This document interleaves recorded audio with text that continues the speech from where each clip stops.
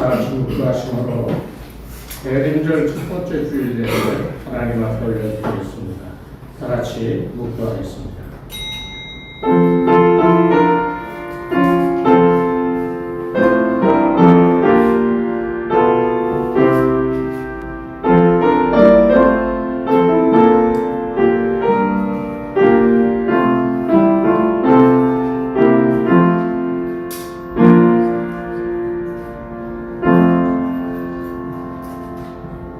하나님은 우리의 피난처시요 힘이시니 환난 중에 만날 큰 도움이시다. 그러므로 땅이 변하든지 산이 흔들려 바다 가운데 빠지든지 바닷물이 솟아나고 뛰놀든지 그것이 넘침으로 산이 흔들지라도 우리는 두려워하지 아니하리로다. 아멘. 거룩하신 하나님 아버지, 주의 은혜 가운데 한 주간도 저희들 세상에서 하나님 주신 귀한 일, 귀한 가정, 아버지 하나님 인간관계 속에서 열심으로 살다가 아버지 하나님 돌아가시는 귀한 날, 귀한 시간을 기억하여 주님 앞에 나와 예배를 드립니다. 이 시간에 우리 주님 오셔서 이 시간에 우리의 심령이 주님 앞에서 평안과 안식을 누리게 하여 주시며 진실로 하나님을 바라보며 영광의 찬송 부리며 아버지 하나님의 이름을 높이 드높이는 복된 시간 되게 인도하여 주시옵소서. 예수님의 이름으로 기도드리옵나이다. 아멘. 찬송가 6장 찬송하겠습니다.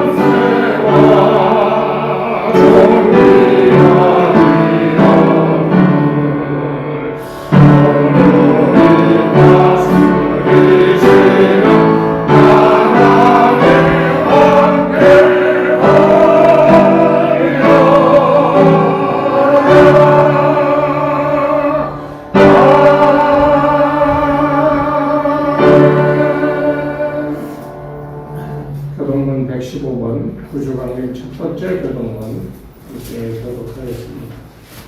성문으로 나아가라 나아가라 백성이 올 길을 닦아라 큰 길을 수퉁하고 수퉁하라 돌을 세하라 만민을 위하여 기침을 들으라.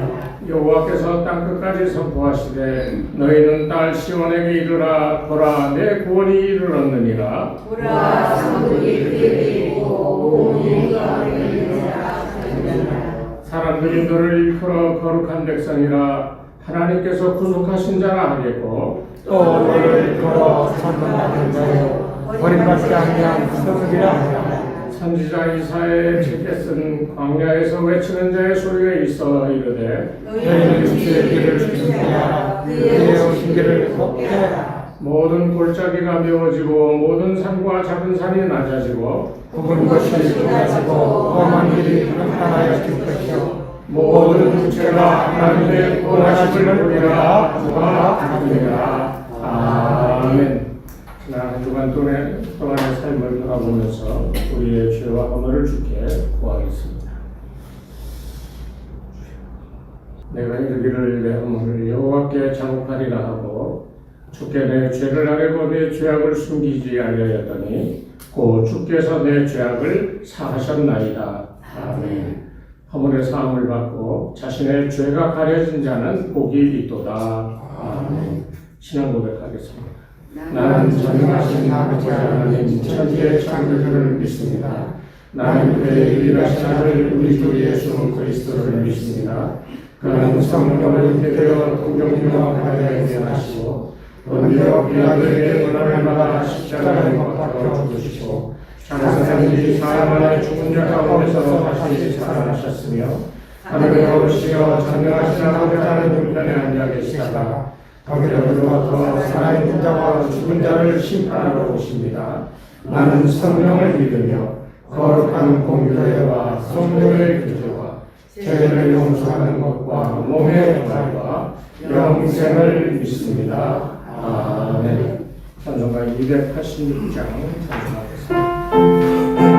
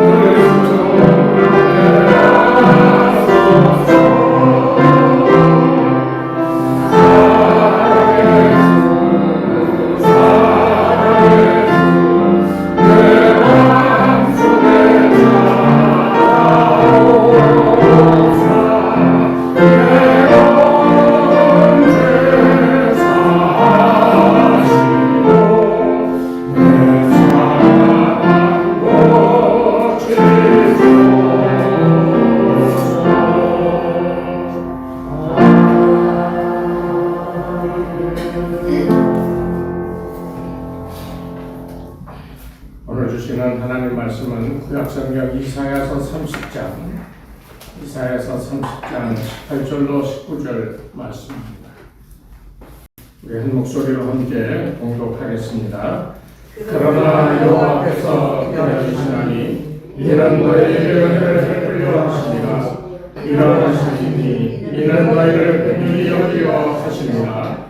대저 여호와는 정의 하나님이시라. 그를 기다리는 자마다 복이 있도다.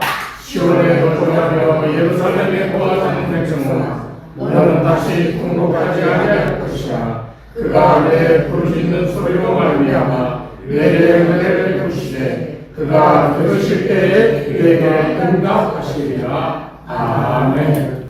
할렐루야. 아멘. 드디어 대강절이 돌아왔습니다. 대강절은 기다리는 주간입니다. 우리가 기다리는 걸 잘 기다려야 되는데 그 잘 기다리지를 못하는 경우가 참 많은 것 같아요. 그 열천의 비유에 나오는 그 예수님의 말씀처럼 10명이 다 똑같이 잘 준비해서 기다리는데, 그런데 그 5처녀는 미리미리 잘 이런 상황 저런 상황을 예상해서 준비를 잘해서 신랑 따라 성으로 들어갔지만, 미련한 5처녀는 그냥 아무런 준비도 않고 그저 형식만 갖추고 신랑을 맞이하러 나간다라고 하는 그거 하나 생각하고 준비 없이 나왔다가 그 신랑 따라 성에 못 들어가는 그런 일을 예수님이 비유로 말씀하셨어요. 그러니까 준비를 잘한다. 그 준비는 왜 합니까? 기다리고 있기 때문에 준비하는 거예요. 앞으로 올 일에 대하여 우리가 이렇게 될 것이다 생각하고 그 되어질 일을 바라보면서 이제 그 기간이 얼마든지 간에 우리가 그 되어질 일을 우리 마음속에서 상상하며 그것에 걸맞는 삶을 살아가며 기다리는 것이 참으로 중요하다, 그렇게 얘기할 수가 있습니다. 대강절은 바로 그런 의미에서 중요한 기간이라고 얘기할 수 있습니다. 오늘 이 이사야 30장에 나오는 말씀은 그 남유다 이스라엘 백성들이 그 나라가 망하고 이제 남유다 왕국만 남았잖아요. 그런데 이 백성들이 뭐라고 그러냐면, 이렇게 어렵고 외적이 쳐들어와서 공격해오니까 우리가 의지할 데가 없다 해가지고 앞에 보면 이 애국과 동맹을 맺고자 했어요. 그래서 동맹을 맺었어. 그런데 동맹을 맺었음에도 불구하고 그것이 헛되버리고 마는 그런 상황이 되었는데, 오늘 이 30장이 그것을 얘기하는 거예요. 하나님을 버리고 정치적 안정과 군사력으로 이 자신들의 삶을 안심하게 만들려고 했던 그 상황을 지금 하나님이 그것을 적나라하게 이 백성에게 얘기하는 거예요. 그러면서 여기서 드러나는 하나님의 뜻이 뭡니까? 사람을 의지하는 죄를 저지르지 말라는 거예요. 사람을 의지하지 말라. 그러면서 오늘 중요한 말씀을 하는데 18장 마지막에 그를 기다리는 자마다 복이 있고,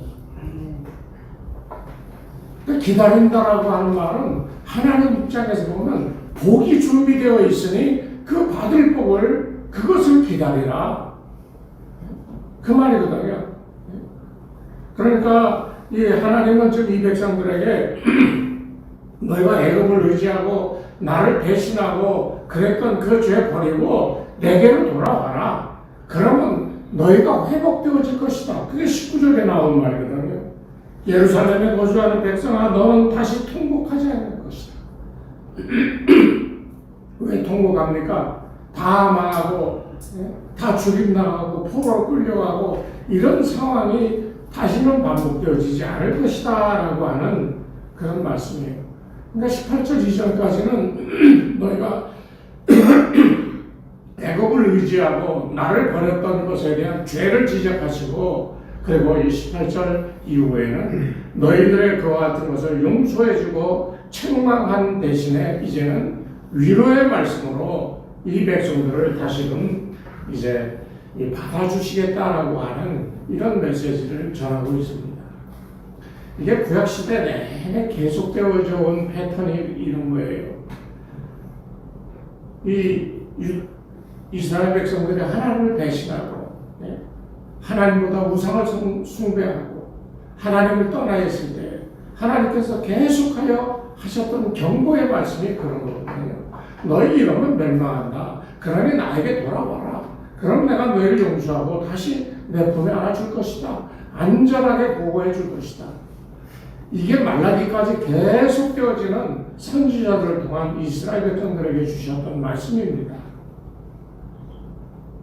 그 모든 구약의 예언자의 하나님의 말씀을 대언했던 그 말씀들이 이제 예수님을 통하여 최종적으로 이루어지는 거예요.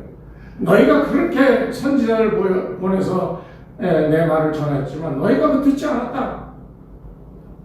그러니 이제는 너희가 나의 실체를 두 눈 뜨고 똑똑히 볼 수 있는 내 아들을 보낼 테니 그 아들을 통하여 그를 통해 나를 보라. 예수님도 그랬잖아요. 빌립이 나와서 하나님을 보여달라고 그랬더니 너 나를 보는 것이 곧 아버지를 보는 것이다 그랬잖아요. 사람으로서는 할 수 없는 일들. 그래서 하나님 이 기적과 은혜가 아니고서는 도무지 인간 세상에 일어날 수 없는 기적들을 주님이 베푸실 때마다 이 백성들이 그걸 보고 뭐라 그랬어요? 이는 하나님이 보내신 선지자다. 이는 정말 하나님의 아들이다. 다 그렇게 고백했거든요. 그게 하나님께서 인류의 모든 죄를 책망하시며 심판하시면서 그러면서 한쪽으로는 그리스도 예수를 보내셔서 우리의 죄를 용서받고 자신의 품에 다시 안고자 하시는 하나님의 사랑을 나타내 보여주는 그런 귀한 그 하나님의 사랑의 역사가 오늘 이 성경 두 구절에 집약되어져 있다는 거예요. 그래서 오늘 말씀을 통해서 우리가 기억해야 될 몇 가지 요소가 있어요. 하나님 기다리신다는 사실을 기억해야 됩니다. 뭘 기다리셔요? 내가 하나님께 재물 많이 들고 나와서 바칠 때까지 기다리실까요? 내가 장로가 되고 권사가 돼서 하나님께 하나님 내가 장로가 됐습니다. 권사가 됐습니다. 이제 더 많은 것으로 하나님 섬기겠습니다. 그거 하나님 기다리실까요? 하나님이 기다리시는 것은요, 돌아오기를 기다리시는 거예요. 이게 쉬운 말 같지만 오늘 예배드리는 저와 여러분도요, 하나님께로 돌아오라는 그 메시지에 대하여 우리가 정말 그렇습니다. 내가 돌아가겠습니다. 마음 먹지만 생활 속에서 그게 실천되어지기가 얼마나 어려운지 여러분 아실 거예요. 정말 어려운 거예요. 하나님 왜 돌아오라고 그랬을까요? 두 번째 의미가 은혜를 베풀어 주시기 위함입니다. 19절이 그거거든요. 기다리는 자는 복이 있다. 근데 그 복이 뭐예요? 너희가 다시는 통곡하고 울지 않고, 그리고 너희가 나에게 기도할 때마다 내가 듣고 응답해 줄 것이다. 이 두 가지가요, 사실상 믿는 사람들에게는 가장 큰 위안과 우리 신앙생활의 목적이 되어야 됩니다. 최종 목적은 구원받아 하나님 나라 가는 것이지만, 저는 요새 회의가 되는 게, 이 계시록에 구원받은 자의 수가 몇 명? 14만 4천 명이라고 그랬잖아요. 요새 막 그런 생각이 드는 거예요. 그 14만 4천이 진짜 실제 수일지도 모른다는 생각이 들어요.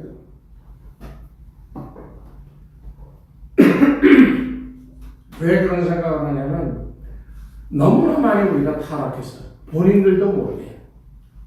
예수 믿고 하나님의 자녀가 되고 그리스도 예수 안에서 우리 권사님 기도하신 것처럼 예수 그리스도 안에 있습니다라고 하는 확신을 가지고 살아가더라도 우리가 그 14만 4천 안에 포함될 만한 하나님 보시기에 온당한 게 뭐 있냐고 한번 스스로 물어본다면 뭐가 있을까요, 여러분? 한번 생각해 보세요.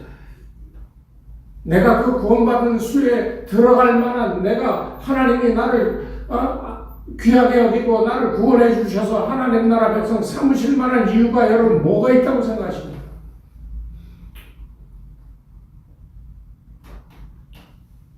오늘 그래서 이 이사야 30장에 나오는 앞에 1절부터 여기 전체를 쭉 읽어보면요, 하나님께서 죄를 적나라하게 지적을 하고 꾸짖으시는 것을 봅니다. 그러면서 그럼에도 불구하고 이 18절에 여호와께서 기다리신다. 그렇게 꾸짖고 죄를 알게 하고 그 죄 때문에 가슴을 치며 울려 용서를 구하고 그러지만은 하나님께 진정으로 돌아오지 못하는 삶의 그 불쌍함을 하나님이 보시고 기다리는 거예요. 깨닫고 너희가 잘못했어 그러면 사람들이 적어도 잘못한 거에 대해서 인식을 하지요. 내가 잘못했네. 네, 죄송합니다. 잘못했네요. 이렇게 하고 살죠, 우리가. 그런데 가만히 생각해 보세요. 요즘 세상에 누가 자기의 잘못을 지적하면 그것에 대해서 그렇구나 하고 받아들이는 사람이 몇 사람이나 있습니까? 신앙생활을 하면서도 우리의 믿음의 모습이 온전치 못하고 말로는 예수 믿는다고 그러고 구원받는다고 그러면서 말하고 행동하고 마음에 품은 생각들이 우리가 얼마나 다른지 여러분 살면서 너무나도 많이 경험하는 거잖아요. 할렐루야 하고 찬양하고 은혜 받았다 그러고 문 나가서는 저 누가 안되를 욕하고 자기 속에 있는 것대로 안 되는 것에 대한 불평불만을 들어놓고 이런 삶이 우리 일상생활에 얼마나 많이 있어요. 왜 기다리시느냐? 그냥 오면 되는데 오지를 못하니까 기다리시는 거예요. 뭐 이런 얘기하면 좀 죄송합니다만 저도 제 친구가 고등학교 때부터 아주 친하게 지냈던 친구가 아버지가 장군 출신이야. 그래서 물려받은 재산도 많아. 근데 이 친구가 교회도 잘 다니고 그러다가 안 나가. 그래서 야 교회 집 사고 장로도 되고 좀 교회를 위해서 좀 봉사해야지. 그래야지 하면서 맨날 낚시를 다녀. 바다 낚시, 강 낚시 할 것 없이. 그런데 지난 주간에 목요일인가요? 저 강릉 앞바다에 낚시하고 왔다가 거기서 쓰러져가지고 뇌사 상태가 돼가지고 병원에 강릉 아산병원에 있다는 거예요. 제가 그 얘기를 들으면서 철렁했어요. 정말 아까운 친구인데 장담할 수 없는 게 우리 인생 아니겠어요? 우리가 살면 얼마 더 살겠어요?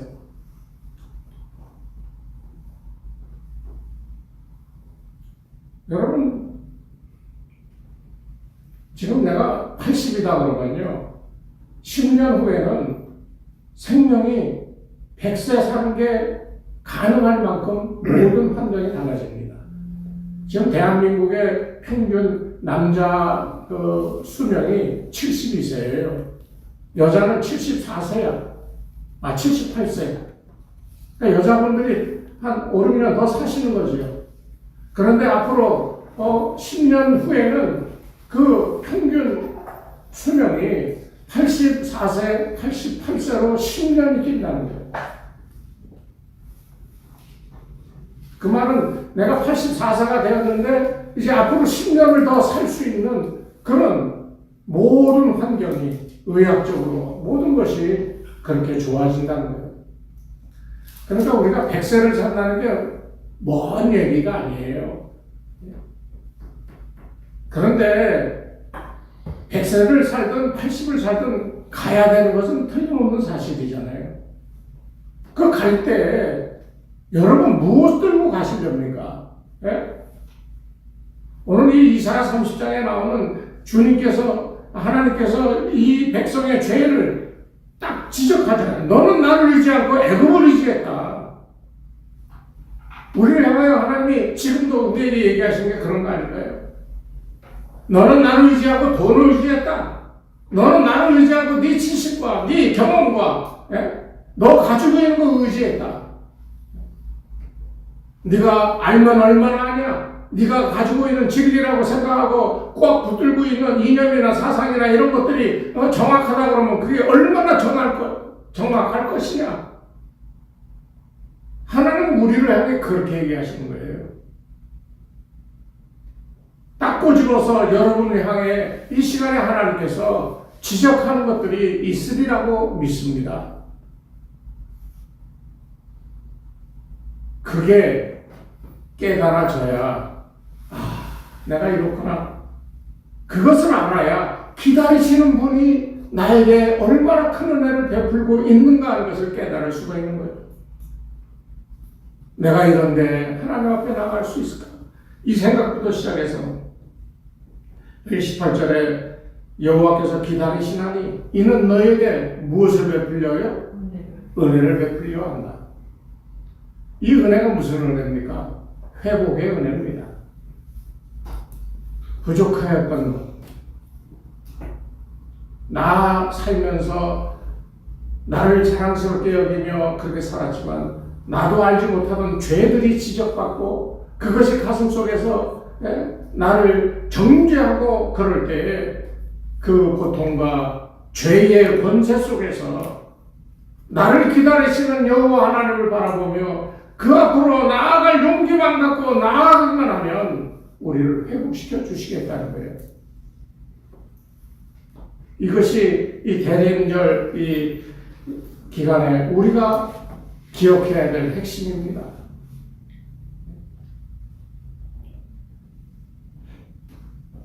중요한 것은요, 우리가 날마다 살아가는 날들이 다 거룩하고 귀한 날임을 알아야 됩니다. 주일이니까 거룩해요. 그럼 월요일부터까지는요. 그날은 귀한 날이 아니고 거룩한 날이 아닙니까? 우리의 사고방식이 바뀌어야 됩니다. 교회에서 예배드릴 때만 거룩한 심령이 되고 세상에 나가 살 때는 그 거룩한 심령이 그냥 세상과 똑같은 마음으로 변합니까? 그럴 수는 없잖아요. 우리의 매일매일이 거룩한 축복의 날입니다. 이 성각을 가지고 살아야 돼.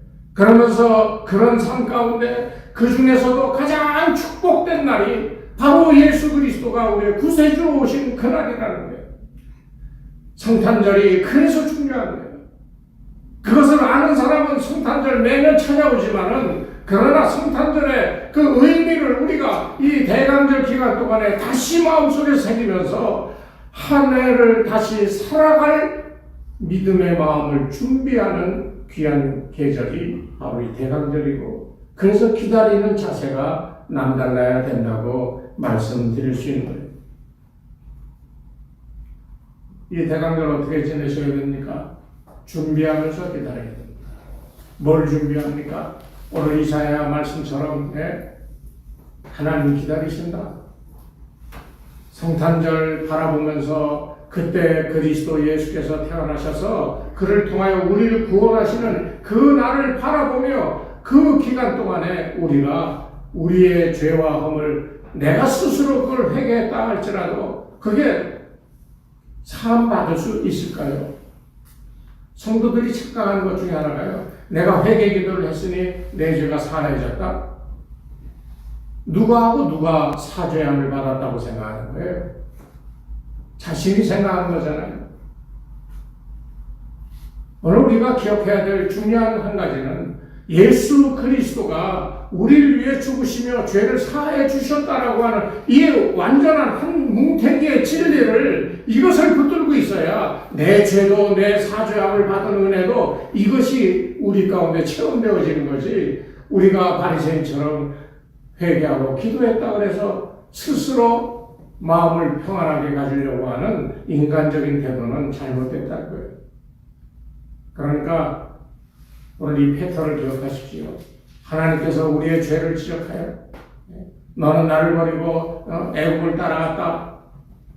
너는 나를 버리고 돈을 따라갔다. 너는 나를 버리고 어떤 이 세상의 부를 쫓아갔다.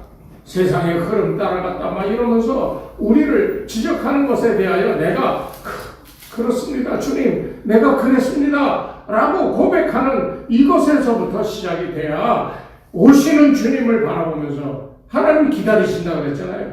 하나님 저기서 기다리셔요. 그러면 뭘 해야 돼요? 우리가 가야 돼요. 매일매일 거룩한 날이 되어야 되는 이유가 바로 여기 있어요. 주님께서 오늘 말씀드린 여호와께서 기다리신다고 그랬으니 그 기다리시는 곳으로 우리가 나아가야 돼요. 왜? 그 자리는 은혜를 베푸는 자리예요. 더러움을 씻어주고요. 죄 가운데서 해방시켜주고요. 그리고 더 나아가서는 우리가 이 삶의 고통 때문에 울며 불며 하는 이런 일이 없어지고요. 아버지하고 부르면 아버지가 언약하고 응답해 주시는 축복이 그 은혜 뒤에 있기 때문에 우리가 거기 나가야 되는 거예요. 하나님 기다리신다고 그랬잖아요. 그럼 누가 가야 됩니까? 우리가 가야 되는 거예요. 대강절이 바로 그런 의미를 가지고 있어요. 태어나실 예수를 향하여 우리가 나아가는 거예요. 이 4주 동안 대림절을 우리가 지나가면서 매일매일 살잖아요. 그 삶이 거룩해야 될 이유가 뭐냐? 나를 향해 지적하시는 하나님의 죄의 권고를 그것이 그렇습니다 하고 인정하면서 나를 하나님께 기다리시는 그 자리에 나아갈 수 있도록 인도해 주시는 그 은혜를 따라 내가 가는 거예요. 동방박사들이 가만히 앉아있다가 갑자기 별이 나타나 저거라 하고 그랬을 것 같습니까? 전설에 의하면 이 사람들이 천문학을 연구하는 사람들이라고 그랬어요. 그 사람들이 별을 이렇게 관측하고 있는데 갑자기 큰 별이 나타났어. 그래서 이 사람들이 평상시 별을 관측하는 거하고는 전혀 다른 상황이 벌어지니까 이거는 예언의 말씀처럼 이런 거겠구나. 왕의 별이다 저거. 그래서 이 사람들이 자기가 갖고 있는 거 다 긁어 모아서 황금과 유화과 몰락을 만들어 이 사람들이 아기 예수께 나와 경배했잖아요. 그 별을 따라 가는 것, 바로 그것이 대강절 우리가 태어나시는 예수 그리스도 매년마다 성탄절을 우리가 기억해야 될 중요한 의미가 여기에 있는 거예요. 오늘 이 동방박사의 모습을 기억해야 될 필요가 있어요. 늘 하늘을 쳐다보는 삶을 살았어요.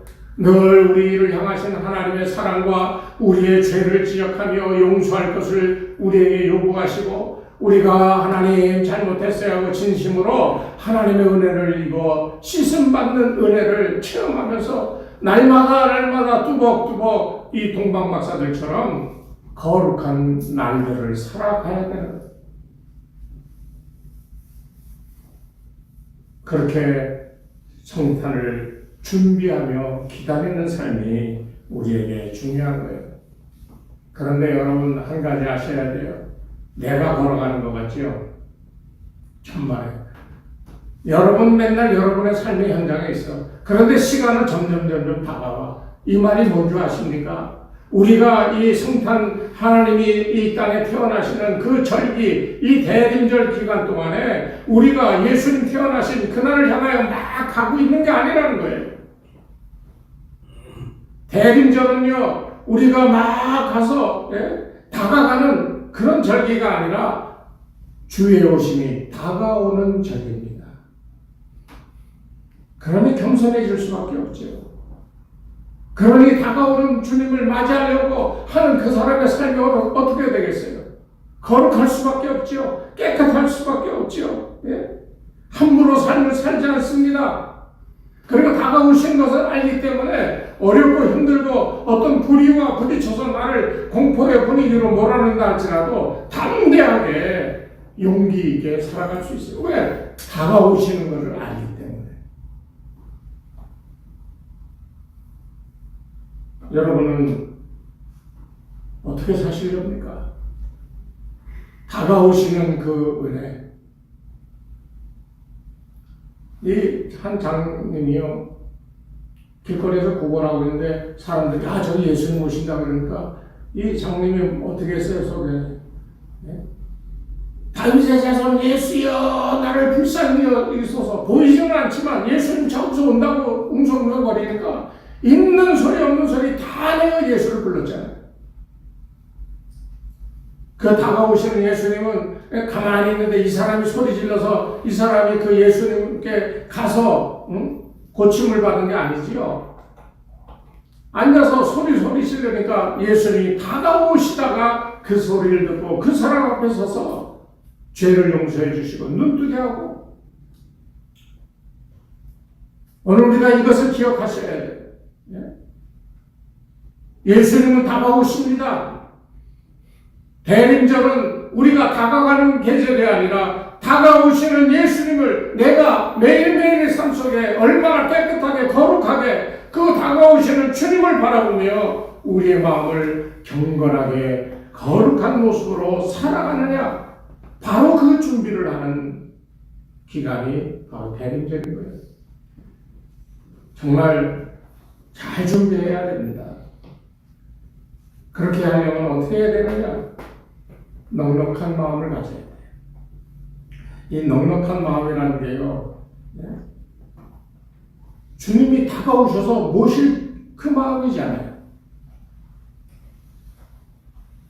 주님이 오셔서 내 마음에 거할 것을 것을 바라면서 다가오시는 주님을 고대하고 기다리는 것이 우리의 믿음의 자세인데 어디 거하실 때가 어디 있어요? 내 마음에 거하셔야 되는데 마음이 좁디 좁구만이죠. 더럽고요, 냄새나고요, 온갖 세상에 잡다한 걸로 가득 찼다라고 한다면 그 욕망이 마음을 지배하고 있다면 어떻게 주님이 그 자리에 들어오시겠냐고요. 마음을 넓혀야 됩니다.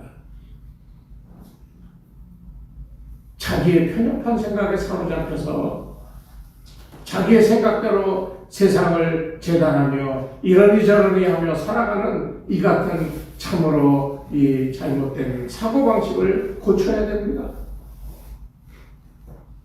옹고집으로 집착하는 어떤 것에 대하여 버릴 줄 알아야 됩니다. 그래야 버려야 깨끗해지고 넓어지죠. 거기에 주님이 들어오시죠. 예전에 저쪽 교회 있을 때 어느 권사님 그 신방을 갔는데 그 집이 참 못 살아도 너무 못 살아 혼자 할머니 사는데 근데 믿음이 좋아 이 할머니가. 그래서 제가 신방 갈 때마다 그냥 기도하면서 같이 얘기 도란도란 하는데 그분이 뭐라고 그러냐면 지금도 기억이 나는 거예요. 목사님 나 이렇게 사는데 참 못 살아서 아유 참 죄송한데 목사님 보시기에도 좀 그렇죠? 그래서 뭐 어때요? 사람이 살다 보면 이런저런 형편 다 겪는 거죠. 뭐 저라고 안 겪었을 것 같습니까? 그러니까 권사님 하시는 말씀의 핵심이 뭐였냐? 나는 어디 있든지 주님이 내 마음에 오셔서 나와 함께함을 믿으니까 더우나 추우나 큰 집이나 작은 집이나 어떤 상황에서든지 자기는 죽을 때까지 이 평안한 마음을 유지할 수 있는 일체의 비결을 자기는 배웠다는 거예요. 많이 배운 건 아니에요. 그전에도 보면 폐지를 죽고 막 잘 배우지도 못하고 자식들 일찍 떠나보내고 혼자서 그렇게 고생하면서 사는 그분이 그런 일체의 비결을 바울과 같이 그렇게 고백하는 걸 들었다니까요. 어떻게 해서 그랬습니까? 바울의 말을 빌자면 나는 이미 십자가에 못 박혀 죽었다. 그리스도와 함께. 이제부터 사는 것은 누가 살아요? 내 마음에 그리스도가 사는 것이다. 저는 성도가 많든 적든 간에 정말 바라고 원하는 것은 여기 함께 예배드리는 우리 믿음의 공동체 안에 있는 모든 사람들이 정말 마음을 넓게 갖고 예수님이 함께 오셔서 우리가 예배드리고 대화 나누고 찬양하고 기도할 때 우리 속에 계신 예수님이 일체 여기 있는 사람들의 마음속에서 역사하는 그래서 온전히 예수 믿고 그 안에서 정말 생명을 경험하며 영원한 생명에 대한 확신을 가지는 이런 공동체가 되기를 바랍니다. 많으면 뭐예요? 어저께 무슨 선교회 모임이 있어서 저녁에 갔는데 그게 목사님이 그러는 거예요. 교회가 뭐 이렇게 피해가 갈라져가지고 싸우는데 한 1000명 모이는데 지금 400명도 안 모인다는 거예요. 그 싸우는 게 누가 나오겠어요? 뭐 여러분도 우리 다 경험했지만 정말 싸우면 교인들이 나갑니다. 안 옵니다. 그래서 여러분 마음이 넓어야 돼요. 예수님 모셔드릴 수 있도록. 여러분이 예수님을 모셔드리면 다른 사람이 보고 알아요. 이 사람은 예수님과 함께 살아가는 사람이구나. 어떤 독일의 유명한 조각가 벤 메이커라고 하는 분이 계셨는데 이분이 예수님을 생각하면서 정말 심혈을 기울여서 2년 동안 예수님의 모습을 조각했어. 그걸 열심히 조각을 하고 있는데 그 작업실에서 도와주는 아르바이트인지 뭔지 한 소녀가 있었는데 다 조각하고 나서 흐뭇하게 바라보는데 그 소녀가 들어오니까 네가 보기에 이 예수님 같으냐? 그랬더니 아니다는 거예요. 어떤 유명한 사람 같이 보여요. 그랬다는 거죠. 그러니까 이 사람이 쇼크를 받아가지고 그 조각상이 딱 보기에 예수님이다라고 하는 느낌이 전혀 안 들으니까 그것을 다 부숴버리고 다시 이 사람이요 6년 동안 기도하면서 매일매일 기도하며 예수님의 마음을 담고자 기도하면서 조각을 6년 동안 했어요. 그러고 난 다음에 그 소녀한테 물어보니까 그 소녀가 그 앞에 와서 무릎을 꿇고 손을 모으면서 주님 제가 여기 있어요. 저를 불쌍히 여겨주세요. 애가 그 조각상 앞에 무릎 꿇고 기도하더라는 거예요. 왜 그렇습니까? 뭐가 차이 나요? 처음에는 유명한 사람 같아 보여요 그랬는데 두 번째는 예수님이라고 그 앞에 무릎 꿇는 그 이유가 어디 있겠어요? 자기 마음에 예수 그리스도를 모시지 못한 사람은요 아무리 거룩한 척하고 깨끗한 척 해봐야 다른 사람들의 예수의 사람으로 보이지 않는 겁니다. 우리가 이 대강절을 지나면서 이런 마음을 가져야 예수님이 우리 속에 들어와 함께 거하게 됩니다. 그러면서 준비를 하되 두 번째 준비할 게 뭐냐? 기뻐할 수 있는 준비를 해야 돼요. 우리 성탄 찬송 가운데 기쁘다고 주셨네. 우리 많이 부르죠. 왜 기뻐하는지를 알아야 됩니다. 기다렸던 이유가 하나님께서 기다리신다고 그랬잖아요. 우리가 그 아들 예수를 바라보고 구주로 영접했을 때 그분이 우리를 구원하여 주시는 기쁨이 뭔지를 알아야 돼요. 그러니까 오늘날 우리가 예수 믿고 구원받고 중생했습니다 라고 하는 거에 대한 이 구원에 대한 이 확실한 체험과 경험이 우리에게 없으면 백날 천날 믿어봐야 소용이 없는 거예요. 그러니까 교회 나와서 예배 드리는데도 기쁘지 않고 맨날 인생 탁 찡그리고 앉아가지고 이렇게 하고 예배 드리고 있지. 네? 이 기쁨이 어디 있습니까? 꼭 기억하십시오. 주님 오셔서 우리가 주님을 맞아들여 우리 속에 계실 때 그분이 주실 기쁨이 어떠한가 하는 것을 깨닫고 그 기쁨을 누릴 준비를 해야 됩니다. 마지막으로 동방 박사가 보여준 아주 귀한 그 예가 있어요. 이 사람은 황금과 몰약과 유황을 가지고 와서 바쳤어. 이 세 가지가 다 귀한 것들이잖아요. 이 사람들은 이 별을 보고 왕의 별이다 해가지고 그 왕의 별을 따라갈 때 이 사람들이 갑자기 어디서 뭘 준비할 수 있었겠어? 가지고 있는 거 다 정리를 해서 잘 봐서 제일 귀하고 좋은 것들로 만들어가지고 떠나는 거죠. 기다리는 사람이 갖춰야 될 중요한 이 세 번째는 귀한 예물을 드릴 수 있어야 돼요. 우리가 매년 성탄절 맞으면 성탄 예배 드리면서 감사헌금을 하고 그러는데요. 그 감사헌금 하는 것으로 끝나는 것이 아닙니다. 우리가 귀한 예물을 준비해야 되는 것은 제일 좋은 것으로 드릴 줄 알아야 돼요. 그것이 돈이든 그것이 자기 재능이든 그것이 내가 갖고 있는 어떤 능력이든 정말 하나님 앞에 내 마음속에 동방박사처럼 가장 귀한 것으로 주님에게 드리려고 하는 삶의 믿음의 자세가 있어야 된다는 겁니다. 여러분, 이번 성탄에는 정말 자신의 삶의 가장 귀한 것으로 주님이 그 앞에 나아가 경배하며 드릴 수 있는 이런 은혜가 있기를 바랍니다. 그래야 진짜 즐거운 기쁜 성탄이 되는 거예요. 올 성탄절, 그 성탄을 맞이하기 위한 이 대강절 기간에 기다리면서 다가오시는 그분을 향하여 우리가 마음을 넓히고 기쁨으로 그를 맞이할 수 있고 온 힘을 다하여 가장 귀한 것으로 드릴 수 있는 귀한 날들 되시기를 그 준비하는 귀한 날 되시기를 주의 이름으로 축원합니다. 하나님 아버지 감사합니다.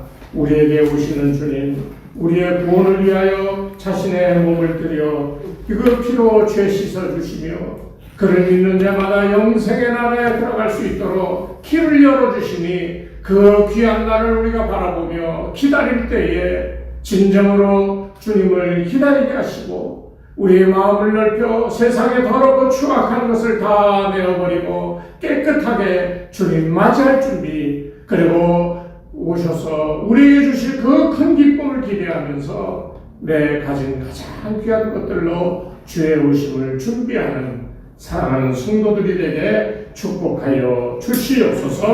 이제는 우리 주 예수 그리스도의 은혜와 하나님 아버지의 무한하신 사랑하심과 성령님의 감화감동 인도하심이 이 시간 머리 숙인 주의 백성들 위해, 저들의 가정과 자녀들과 생업 위에, 이 교회 위에 이제로부터 영원토록 함께 하옵시기를 간절히 축원하옵나이다. 아멘.